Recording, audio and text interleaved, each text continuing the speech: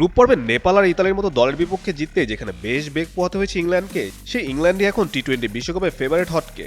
Group পর্বে England বেশ কষ্টে সুপার 8-এ ওঠার পর বদলে গেছে পুরো চিত্র। শ্রীলঙ্কার পর পাকিস্তানকে হারিয়ে সবার আগে সেমিফাইনাল নিশ্চিত করেছে তারা, আর গড়েছে একের পর এক রেকর্ড। পাকিস্তানের বিপক্ষে 100 রানের ঝলমলে ইনিংস খেলেছেন হ্যারি ব্রুক। ছেলেদের টি-20 বিশ্বকাপে অধিনায়ক হিসেবে এটিই প্রথম সেঞ্চুরি। এর আগে 2010 সালে ক্রিস গেইলের ব্যাট থেকে আসে সর্বোচ্চ 98 রান। ইংল্যান্ডের জার্সিতে অধিনায়ক হিসেবে এটি প্রথম শতক। 2019 সালে নিউজিল্যান্ডের বিপক্ষে 91 রান করেছিলেন ইয়ন মর্গান।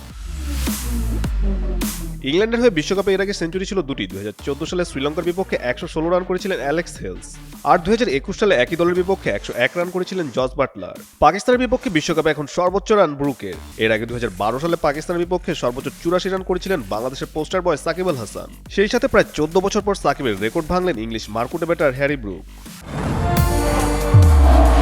নির্মাণে নাম্বার 1 শাহ সিমেন্ট। মাত্র 50 বলে শতক পূর্ণ করেছেন ব্রুক। টি-20 বিশ্বকাপ ইতিহাসে ক্রিস গেইলের সাথে যৌথভাবে দ্বিতীয় দ্রুততম শতকের লিস্টে রয়েছেন ইংলিশ এই ব্যাটার। প্রথম স্থানও অবশ্য দখলে রেখেছেন ক্রিস গেইলি। 2016 সালে বিশ্বকাপে এই ব্যাটার সেঞ্চুরি তুলে নিতে খেলেছিলেন 47 বল। দলগত দিক থেকেও ইংল্যান্ডের কীর্তি বেশ দাপটে। টানা পঞ্চমবার টি-20 বিশ্বকাপের সেমিফাইনালে ইংল্যান্ড।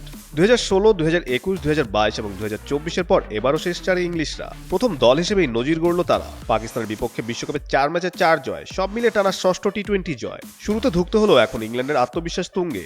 শিরোপার দৌড়ে যে তারা বড় দাবিদার সেটা বলাই যায়। কাজী সাকলেন আহমেদ, যুগান্তর স্পোর্টস।